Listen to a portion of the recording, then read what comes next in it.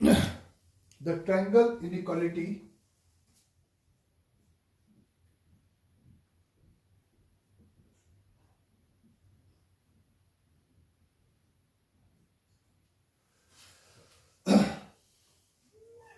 जैसा कि हमें ये बात पता है कि अगर ये एक ट्रायंगल है ए बी सी, अगर इसकी ये अपोजिट लेंथ ए है और ये अपोजिट लेंथ बी है और ये अपोजिट लेंथ सी है, तो the sum of the any two sides will be greater than the third side, b plus c greater than a, c plus a greater than b, or is the a minus b is lesser than c, is the a b minus c is lesser than a, and the c minus a is lesser than b. ये आपका simply triangle inequality होता है। उसके अलावा आपको ये बात भी थोड़ा सा फील कर सकते हो कि अगर ये बी और सी एक फिक्स पॉइंट है और ए अगर इस प्लेन में कहीं पे भी मूव कर रहा है तो आइदर ये और ये इनइक्वालिटीज होल्ड करेगी। अगर आपका ए जस्ट इस लाइन पर आ जाए तो ये ए बी आपका सी था और ये लेंथ आपका ए था, तो यहाँ पे आप कह सकते हो सी प्लस ए, ये लेंथ सॉरी बी था, ये वाली ए सी की वैल्यू बी थी, तो c plus a is equal to the b हो जाएगा, c plus b is equal to इस केस में ए हो जाएगा। ठीक है यहां तक। फिर सिमिलरली अगर आप कहते हो कि बी और सी ये दो पॉइंट है और ए अगर इसके कोलिनियर है, तो अगर इंटरनल डिवीजन ए डिवाइड कर रहा है बी और सी को, तो इंटरनली में वो मिड पॉइंट की बात नहीं कर रहा, वो कहीं पे भी इस लाइन सेगमेंट पे हो, तो c plus b is equal to the a, यानी कि b से c के बीच में एक लाइन पे अगर सेगमेंट पे है तो ये इक्वलिटी होल्ड करेगी। फिर उसके अलावा b और c अगर यहाँ पर है और a आपका अगर इसी लाइन पे अभी भी बाहर है, तो आपको पता है कि ये ए बी यानी कि c और ये c से a यानी कि b और b से c a, अभी भी ये सम आपका a से क्या होगा, बड़ा होगा। लेकिन इस केस में अगर आप देखोगे कि इस c और b का जो डिफरेंस है, इस c और b का जो सिंपली डिफरेंस है वो आपका किसके बराबर होगा, a के बराबर होगा। और यहाँ पर c और b का जो डिफरेंस है यानी कि इसका और इसका डिफरेंस ऑब्वियस है इससे छोटा ही नंबर होगा, तो ये लेसर देन a होगा इस केस में। तो अगर b और c कहीं पे भी फिक्स्ड है और a इस प्लेन में मूव कर रहा है, तो अगर a आपका इस b और c के लाइन सेगमेंट पे होगा तो b प्लस c की वैल्यू a के बराबर, अदरवाइज कहीं पे भी लाई करेगा तो b प्लस c हमेशा ग्रेटर देन a होगा। अगर इस रे यानी कि b और c को मिलाने वाली लाइन के b और c के बाहर अगर लाई कर रहा है तो डिफरेंस में इक्वल होगा, अदरवाइज द सम हमेशा अभी भी ग्रेटर देन होगा। और अगर कोलिनियर नहीं है तो ये और ये तो दोनों ही चीज हमेशा अप्लीकेबल होंगी। अंडरस्टैंड यहां तक एक बात। तो इस बात को अगर अपन ने सबसे पहले इस नंबर थ्योरी में बात किया था कि नंबर थ्योरी में अपन ने कहा था कि लेट अज्यूम कि ए और बी आपके अगर रियल नंबर है, ए और बी आपके अगर सिंपली रियल नंबर है, तो मेरा सिंपल सा कहना है कि इस a प्लस बी का जो मैग्नीट्यूड होगा वो ऑलवेज भी लेसर देन और equal to the mod a plus mod b के होगा, एंड द इक्वल यहां पर the equal sign hold when a and b are is a into b, ऐसे कहा जाए a when a into b is greater than or equal to 0, यानी कि a और b सेम साइन के होंगे, यानी कि उनका प्रोडक्ट पॉजिटिव होगा, या कोई भी एक जीरो हो जाए तो भी यहाँ पे इक्वलिटी क्या करेगी, सिंपली होल्ड करेगी।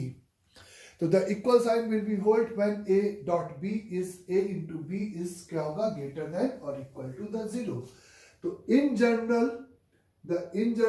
this is always is a for all a and b belongs to the real number, के लिए आइदर लेसर या इक्वल साइन होल्ड करेगा।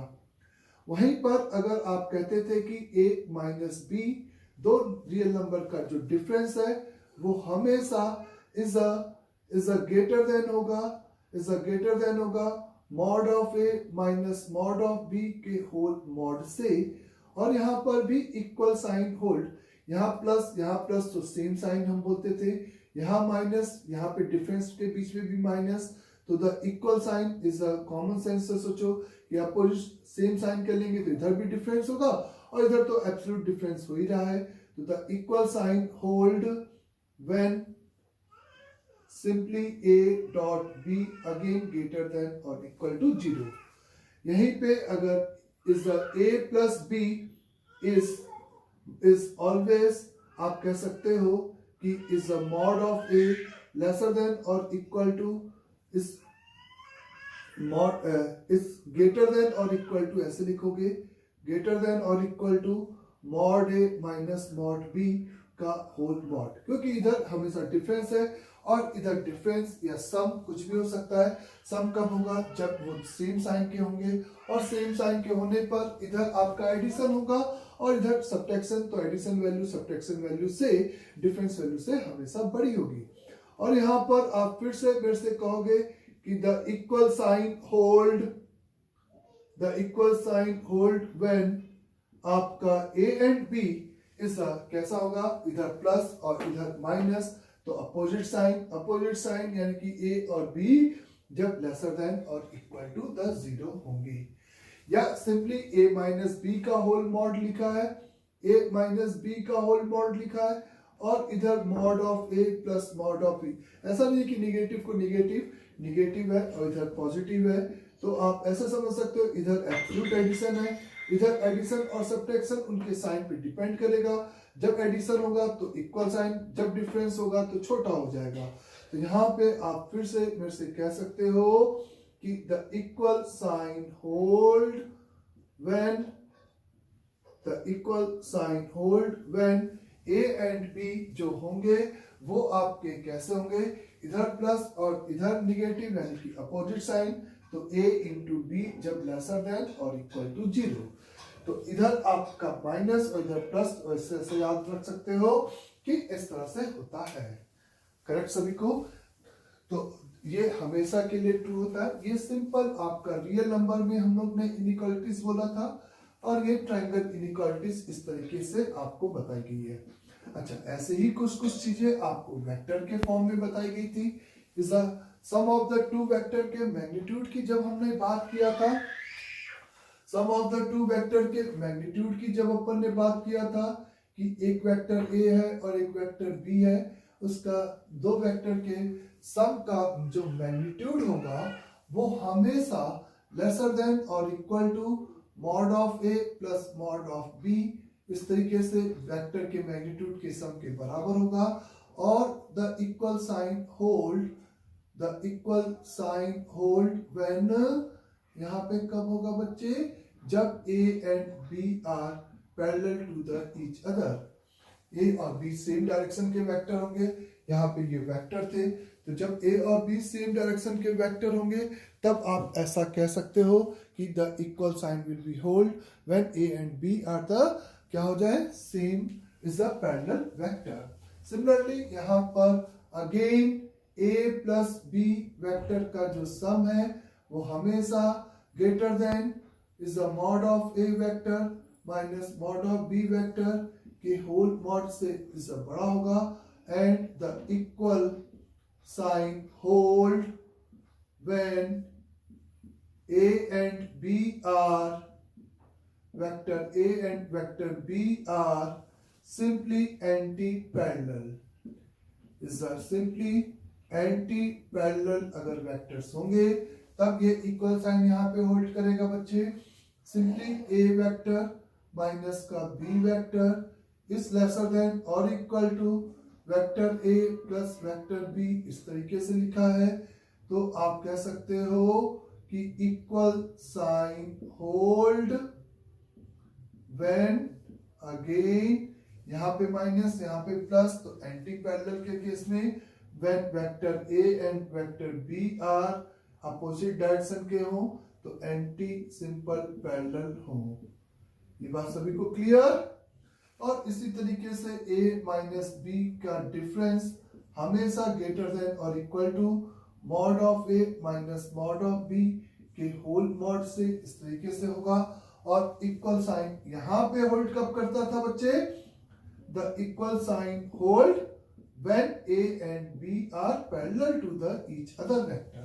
ये अपन वेक्टर के इस टर्म में इस तरह से इनइक्वालिटीज को कंपेयर करते थे। यहाँ पे अगर आपको आप कहते थे कि a और b वेक्टर है, अगर यहीं पे मैं a और b को सिंपली पोजीशन वेक्टर ले लूं तो पोजीशन वेक्टर यानी कि उसका टेल हमेशा कहाँ पे हो गया? ओरिजिन पे हो गया।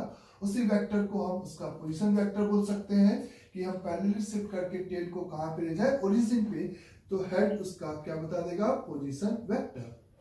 तो a और b आर पैरेलल, तो यानी कि आप कह सकते हो कि स्पेस में ये ओरिजिन है, ये ओरिजिन है। और अगर ये point a of a position vector है तो a और b के पैरेलल होने का मतलब कि इसी डायरेक्शन में आपका b पॉइंट भी कहीं पे भी लाई कर रहा है। वो यहाँ पे अगर b का उस केस में लोकस की बात करें तो b पोजीशन वेक्टर यहाँ पे कहीं पे भी लाई कर सकता है। आया सबको समझे? जब आप equal sign point anti parallel की बात करते हो तो स्पेस में ये आपका ओरिजिन है।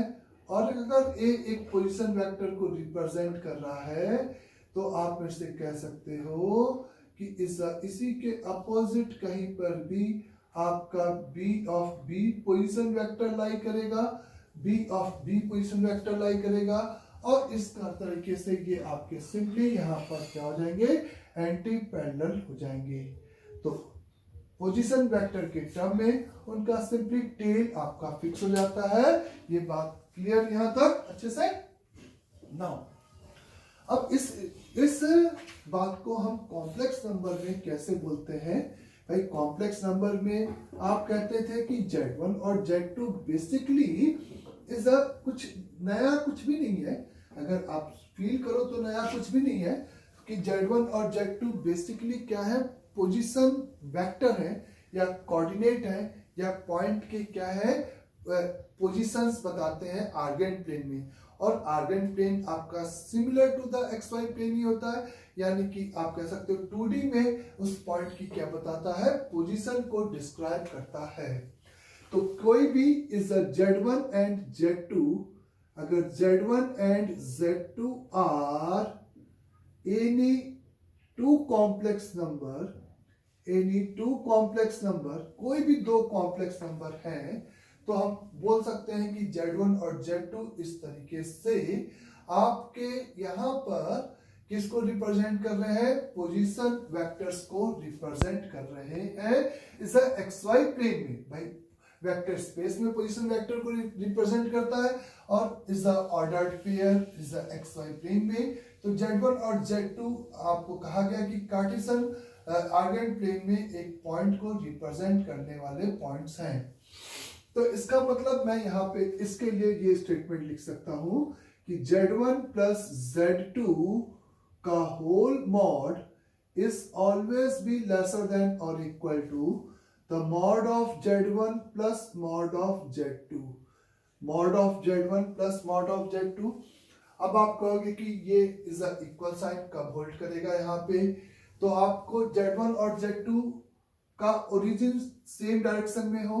सेम डायरेक्शन में होने का मतलब यही है कि द इक्वल साइन होल्ड, यहां पर the equal sign hold when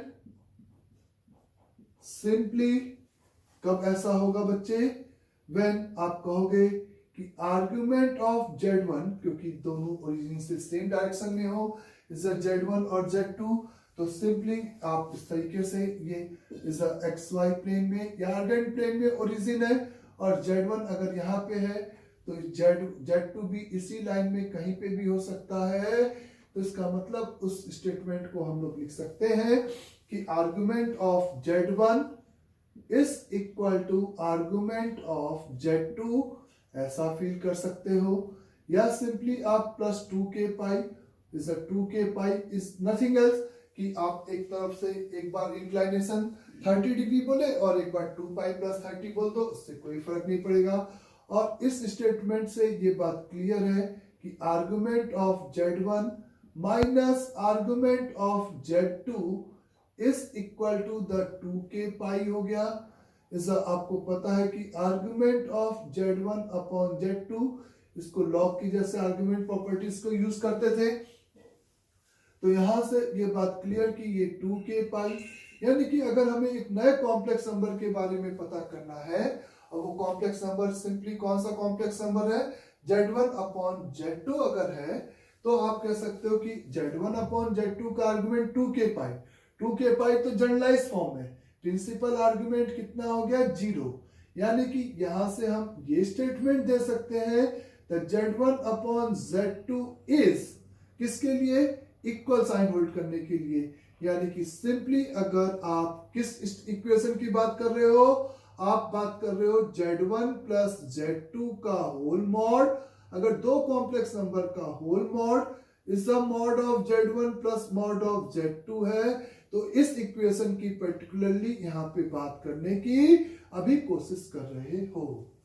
understand सभी को कि Z1 upon Z2 is simply purely is a positive real number, is a purely positive real number। ये अच्छे से फील हुआ सभी को।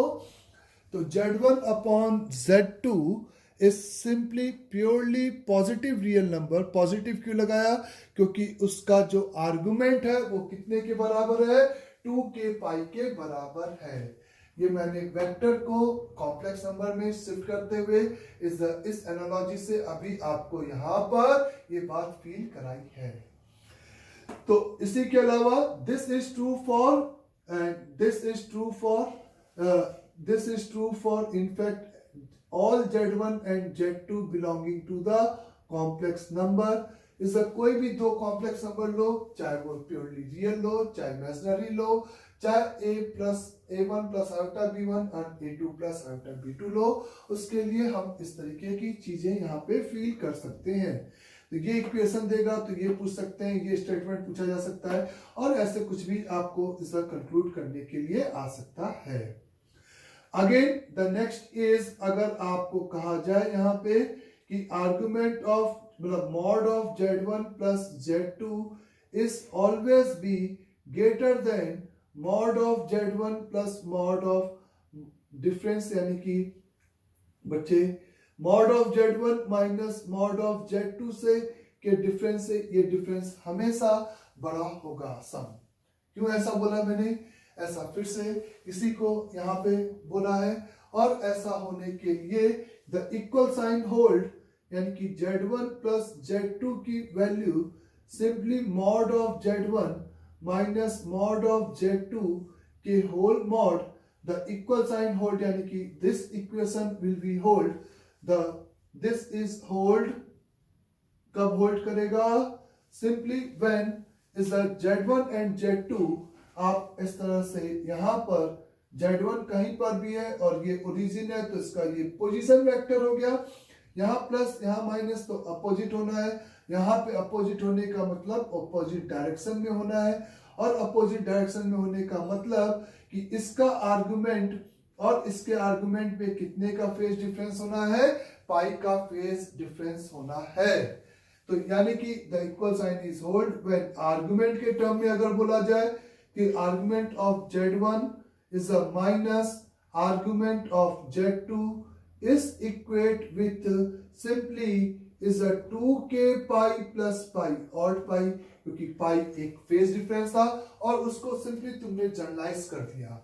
तो यहां पर तुम्हें मिलेगा argument of Z1 upon Z2 is equal to the 2k plus 1 over pi. इस तरीके का ये आपको मिलेगा। ऑड पाई यानी कि इस पोजीशन हो गई Z1 अपॉन Z2, हम नए कॉम्प्लेक्स नंबर की लोकेट कर रहे हैं, तो आप कह सकते हो यहाँ पे Z1 upon Z2 will be, Z1 upon Z2 will be is again purely negative real number. आपको Z1 अपॉन Z2 एक प्योरली निगेटिव रियल नंबर होगा, ये स्टेटमेंट इज वैलिड हो गया है। तो इस टाइप से यहां पर इक्वलिटी थी। अब इसी का आपको समझ में आ गया कि सिंपल अगर मैंने आपको इक्वेशन दिया है, इज सिंपली अगर मैंने आपको इक्वेशन दिया बच्चे यहाँ पे कि यहाँ पे भी बीच में माइनस और यहाँ पे भी बीच में माइनस लगा है, तो आप अब आराम से आइदर इक्वल एंटी पैरेलल या पैरेलल होने की बात इस तरीके से फील कर सकते हो। बोलो, और वो कैसे डिसाइड करेंगे? बीच में इधर भी प्लस और इधर भी प्लस तो सेम डायरेक्शन, इधर प्लस और यहाँ पे डिफरेंस में बीच में माइनस तो अपोजिट डायरेक्शन। सिंपल, यहाँ पे माइनस तो सेम डायरेक्शन, और यहाँ पे प्लस और यहाँ पे माइनस तो इस तरीके से फिर से अपोजिट डायरेक्शन, यानी कि आर्गुमेंट इस तरीके से बोल सकते हो। या उन दो कॉम्प्लेक्स नंबर का जो ratio of the complex number है उसके बारे में कह सकते हो is the purely real complex होगा, और एक बार उसका रियल पार्ट पॉजिटिव होगा और एक बार उसका जो रियल पार्ट होगा वो सिंपली वहां पर निगेटिव होगा। अंडरस्टैंड यहां तक सभी को अच्छे से? नाउ इसी बात को हम एक और तरीके से यहाँ पे फील करते हैं। पहला तरीका, एक तो अपन ने इस तरह से वेक्टर की एनालॉजी से प्रूफ किया। अपन कहते हैं कि Z1 upon Z2 is equal to mod of Z1 plus mod of Z2। ये रिलेशन कब होल्ड करेगा? यही बात चर्चा चल रही है।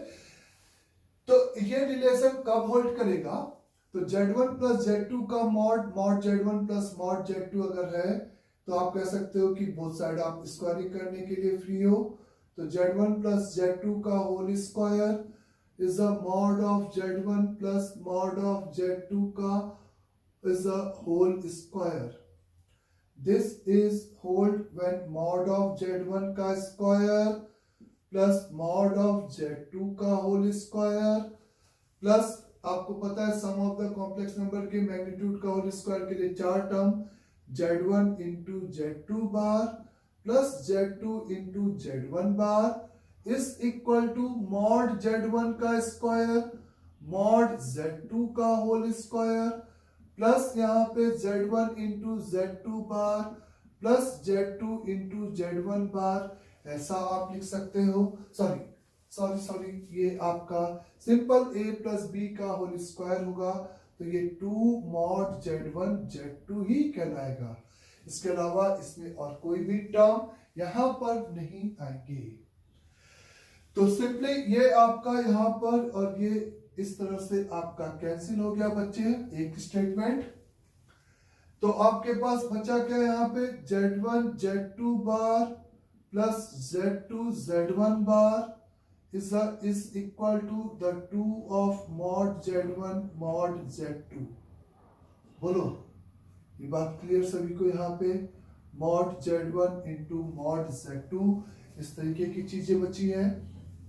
यहां से आप Z1 बार कॉमन निकाल दो, Z2 बार कॉमन निकाल दो, तो आप यहाँ पे क्या मिलता है आपको? थोड़ा सा यहाँ पर Z1 प्लस Z2 का magnitude is equal to mod Z1 plus mod Z2 है, और अपन चाह रहे थे कि इक्वेशन की हेल्प से अपन इसको प्रूफ करें कि Z1 अपॉन Z2 एक क्या होगा? प्योरली रियल नंबर होगा। तो उसके लिए बोथ साइड स्क्वायरिंग किया। इधर स्क्वायरिंग के लिए ये फॉर्मूला लगेगा और इधर सिंपल a प्लस बी का whole square a square plus b square plus 2ab आएगा। अंडरस्टैंड यहाँ तक? फिर आप यहाँ पर इसको Z1 Z2 bar plus Z2 Z1 बार प्लस 2 Z1 Z2 आ गया इस तरीके से। और अगर आपने Z1 बार और Z2 बार को कॉमन निकाल दिया, Z1 बार और Z2 बार को यहाँ पे कॉमन निकाल दिया, तो यहाँ पे Z1 अपॉन क्या आ जाएगा? Z1 बार नहीं कुछ तो गड़बड़ हो रहा है बच्चे, आराम से करते हैं अपन, है ना? अपन को Z1 अपॉन Z2 चाहिए, तो Z1 इसको मैंने लिखा मॉड Z2 का होल स्क्वायर अपॉन Z2। चलेगा ऐसा? मॉड Z2 का होल स्क्वायर, क्योंकि Z2 इंटू Z2 बार ऐसा होता है। ये आपके पास Z2 को तुमने लिखा Z2 को तुमने लिखा मॉड Z2 का होल स्क्वायर अपॉन Z2 का बार इंटू Z1 का बार बराबर 2 मॉड Z1 Z2। चलो Z1 अपॉन Z2 हो गया प्लस यहां पे क्या आएगा, Z1 अपॉन Z2 का होल कॉन्जुगेट हो गया। और यहां पर आपको क्या मिलेगा बच्चे, आप समझ रहे हो, आपने मॉड Z2 के स्क्वायर से बोथ साइड डिवाइड किया, is equal to 2 of Z1 upon Z2 ऐसा मिल जाएगा। सिंपल सी बात है यहाँ पे, अच्छे से क्लियर। अगर आप चाहते थे कि Z1 अपॉन Z2 के बारे में पता करना चाहते थे कि वो कैसा कॉम्प्लेक्स नंबर है, तो Z1 अपॉन Z2 को तुमने सिंपली यहां पर x प्लस आयोटा y, जिसका हमें बारे में प्रूफ करना है कि वो कॉम्प्लेक्स नंबर कैसा है ऑप्शंस के हिसाब से, उसी को मैंने x प्लस आयोटा y लिया। यानी कि मैं ये नहीं किया कि x1 को Z1 को x1 प्लस आयोटा y1 और x2 प्लस आयोटा y। तो यहां पर आपके क्या हो जाएगा, x plus iota y plus x minus iota y is equal to 2 into under root over x square plus y square. ये और ये मर गया बच्चे, 2x is equal the 2 under root over x square plus y square, तो ये मर गया। चूंकि अंडर रूट एक पॉजिटिव नंबर है तो x सिंपली एक पॉजिटिव नंबर होगा, एक बात। और बोथ साइड आप स्क्वायरिंग कर सकते हो, x square plus y square, तो y इज इक्वल टू 0। तो y 0 और x पॉजिटिव, यानी कि इट्स हैज प्रूव्ड कि Z1 upon Z2 is purely is again positive real number. यही हमें प्रूफ करना था। तो मेरा कहना है कि एक और तरीका है जो कि इज मैथमेटिकली, ये फील से किया, ये मैथमेटिकली अपन ने जिस Z1 अपॉन Z2 के लोकस की बात होनी थी, एक वर्ड यूज कर रहा हूं सिंपल लोकस, क्योंकि ये आप यही बता रहे हो ना कि Z1 upon Z2 number line पे या आर्गेंट प्लेन पे कहां पे लाई करेगा। आप Z1 और Z2 का लोकस नहीं प्लॉट कर रहे हो, Z1 और Z2 कुछ भी हो, अगर इस रिलेशन को सेटिस्फाइड कर रहे हैं तो आप लोकस डिफाइन कर रहे हो किसका, Z1 अपॉन Z2 का। यहां पर सिंपली लोकस इस तरीके से प्लॉट कर रहे हो। तो ये एक और तरीका होता है जिसको हम लोग कंक्लूड कर सकते हैं इस तरीके से। लेकिन अगर ये बात हमें पहले से पता है कि ये इक्वलिटी इस रिलेशन में दो कॉम्प्लेक्स नंबर के लिए कब होल्ड करती है, तो अपना काम बहुत आसानी से इस तरह से कंप्लीट हो जाएगा। कहने का मतलब आया सबको यहां तक समझ में अच्छे से। फिर अगर आपसे कहा जाए एक और इस तरीका फील करने का है, इज अ रिप्रेजेंटेशन ऑफ, इसी बात को कि representation of Z1 plus Z2 in Argand plane. ये थोड़ा सा आप फील कराने के लिए कि Z1 प्लस Z2 किस तरीके से रिप्रेजेंट होगा, कि Z1 और Z2 दो कॉम्प्लेक्स नंबर है, तो Z1 plus Z2 urgent plane में किस तरीके से प्लॉट होगा। तो मेरा सिंपल सा कहना है कि Z1 plus Z2 is the position vector का सम ऑफ द वेक्टर्स है। Z1 को मैं पोजीशन वेक्टर बोल रहा हूं, Z2 को मैं पोजीशन वेक्टर बोल रहा हूं। तो Z1 प्लस Z2 अगर पोजीशन वेक्टर है तो आपको पता है कि वो ओरिजिन और Z1 और Z2 को लेकर इस तरीके से इस Z1 Z2 और ओरिजिन को लेकर इस तरह से कंप्लीट किए गए पैरेललोग्राम का यहां पर ये फोर्थ वर्टेक्स आपको सिंपली Z1 प्लस Z2 को आर्गेंट प्लेन में प्लॉट करेगा। ये बात क्लियर सभी को कि Z1 प्लस Z2 किस तरह से प्लॉट होगा, क्योंकि इज सिंपली ये A पोजीशन वेक्टर B, तो A plus B origin parallelogram law होता था, यही सिंपल। और इसका मैग्नीट्यूड यानी कि इस लाइन सेगमेंट के लेंथ को रिप्रेजेंट करना, और यहां पर ये इसकी लेंथ और ये Z2 का मैग्नीट्यूड और ये Z2 का मैग्नीट्यूड इस तरीके से आ जाएगा। तो आप कह सकते हो कि जितना आप इसको खींचोगे तो ये चपटा होता जाएगा। तो Z1 और Z2 जब एक ही लाइन पे होंगे तब वो जाकर फ्लैट उसके सम के बराबर हो जाएगा। तो ट्रायंगल लॉ से इस ट्रायंगल में मैंने ट्रायंगल इनइक्वालिटीज लगाया, इस ट्रायंगल में मैंने ट्रायंगल इनइक्वालिटीज को अगर अप्लाई किया तो मैं बोल सकता हूं कि Z1 प्लस Z2 का मैग्नीट्यूड हमेशा लेसर देन और इक्वल होगा, यानी कि one of the side is always lesser than the sum of the two side and greater than और equal the mod of Z1 minus mod of Z2 का whole mod. यहां पे आप ये समझो कि ट्रायंगल इनइक्वालिटीज के अलावा आप उस Z1 और Z2 के कोलिनियर होने की भी बात कर रहे हो। तो Z1 प्लस Z2 बराबर mod Z1 plus mod Z2 कब होगा? जब अगेन ये पॉइंट आपस में कोइंसाइड हो जाए और सेम डायरेक्शन में हो। तो ये आपका कब होगा? जब argument of Z1 upon Z2 is equal to the 2k pi या 0 प्रिंसिपल आर्गुमेंट के नाम पे, और argument of Z1 upon Z2 is equal to the 2k pi plus pi पर इक्वलिटी इज होल्ड। आई सबको समझे? इस तरीके से आप बोल सकते हो। और इसी से आप Z1 माइनस Z2 को भी रिप्रेजेंट कर सकते हो। अगर आपको आर्गेंट प्लेन पे Z1 माइनस Z2 को रिप्रेजेंट करना है और ये आपका Z1 है और ये सिंपली आपका Z2 है, ये आपका Z1 है और ये आपका यहाँ पे Z2 है।